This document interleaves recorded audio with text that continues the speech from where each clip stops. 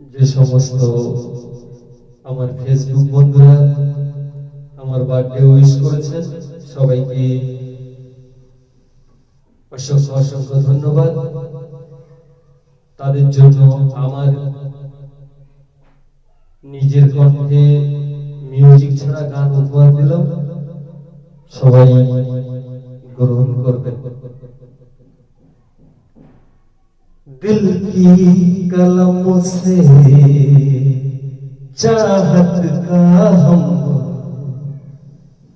पहले एहसास लिखेंगे, हम अपनी मोहब्बत का, हम अपनी मोहब्बत का नया इतिहास लिखेंगे। दिल की कलमों से चाहत का हम पहले एहसास लिखेंगे,